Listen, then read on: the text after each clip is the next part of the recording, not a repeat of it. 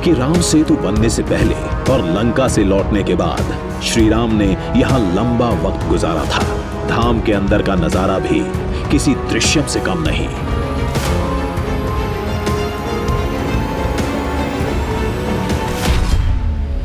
अब रामेश्वर में आप इस स्थान की महत्ता इसी बात से समझ सकते हैं कि ये ज्योतिर्लिंग भी है और ये 4 धामों में से एक भी है। हालांकि जो ज्योतिर्लिंग हनुमान जी लेकर आए थे वो भी ज्योतिर्लिंग बाजू में स्थापित नजर आता है।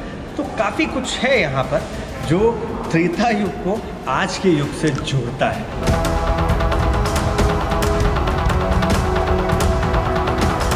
इस धाम में एक जगह है जहाँ 22 तीर्थों का जल मिलता है। दर्शन से पहले यहाँ स्नान करना जरूरी है।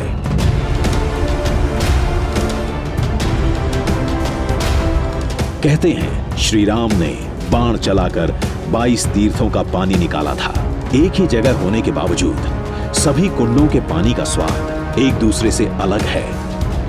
ये थोड़ा नमकीन आपको लग रहा है, बाकी जो जल हमने अभी आचमन किया था वो इससे बिल्कुल इतर था। माना जाता है कि इन तमाम जलों से जो भी स्नान करता है उसके तमाम दुख दूर होते हैं, तमाम रोग दूर होते हैं। और इस तरीके से कावड़ची तीर्थ है। 22 बाणों के जरिए 22 अलग अलग तीर्थ यहाँ पर बनाए गए थे जिनसे अलग अलग जल निकल रहा है। रामेश्वरम आने वाले हर शख्स की जुबान पर एक ही नाम होता है, राम सेतु।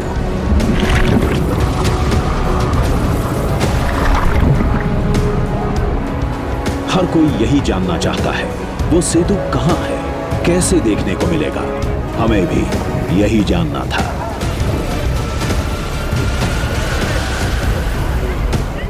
मंदिर से जुड़े लोगों ने बताया इसके लिए धनुषकोडी जाना होगा।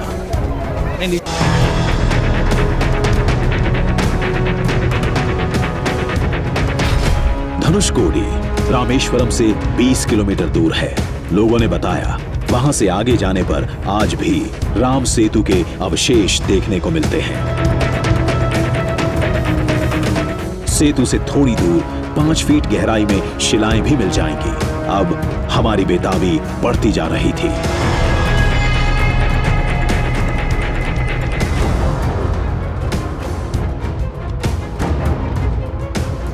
धनुषकोडी के रास्ते में हमें कुछ ऐसा मिला जिसे राम सेतु का सबसे बड़ा साक्ष्य कहते हैं।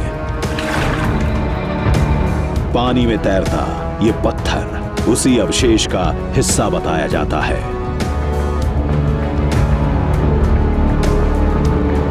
ये तो महज एक टुकड़ा है। पूरे रामेश्वरम और धनुषकोडी में पानी पर तैरने वाले ऐसे पत्थरों की भरमार है जिसका वर्णन रामायण में भी मिलता है।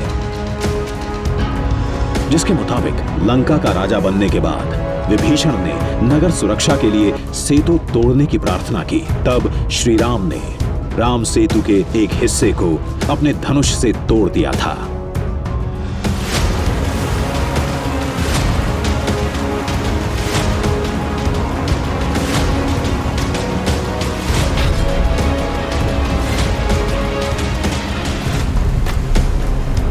धनुषकोडी पहुंचते ही जमीन, आसमान सब आसमानी हो गया।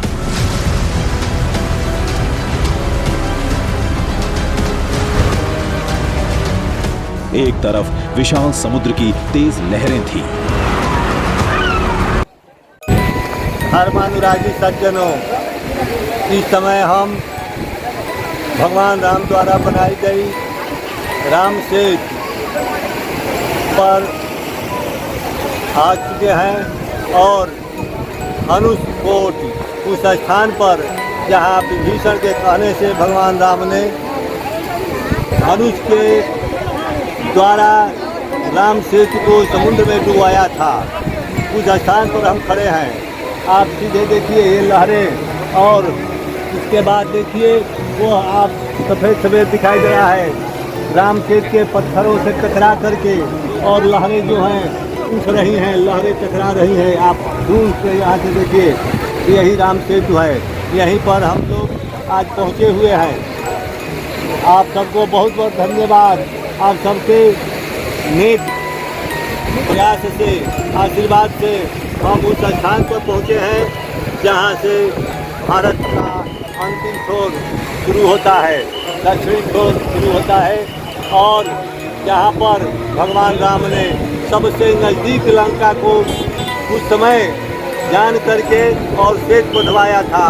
उस स्थान पर हम खड़े हैं।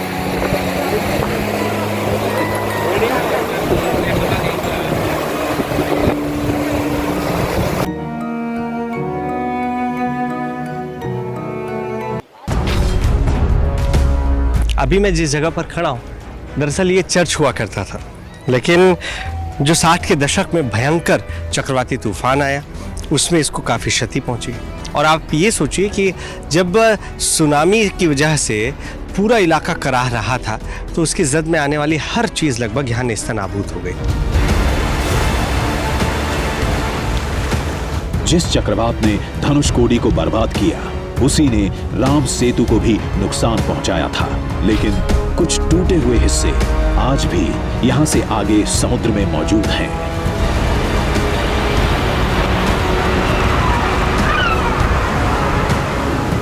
इस वक्त मैं जहां पर खड़ा हूं ये भी दृश्यम है पूरे भारतवर्ष के लिए। क्यों? उसे आप ऐसे समझ सकते हैं कि ये भारतीय सरजमी का अंतिम पॉइंट है, जिसे एंड पॉइंट भी कहते हैं। इसके आगे भारतीय जमीन आपको नजर नहीं आएगी, इसके आगे सिर्फ समुद्र का संगम है। बंगाल की खाड़ी और हिंद महासागर, उसका एक संगम यहाँ पर देखने को मिलता है। और यहाँ से महज 10 से 15 किलोमीटर की दूरी पर श्रीलंका बताया जा रहा है। अब आप देखिए कि जहां दो समुद्रों का मिलन हो रहा है, वहां तेज लहरें एक तरफ आपको नजर आती हैं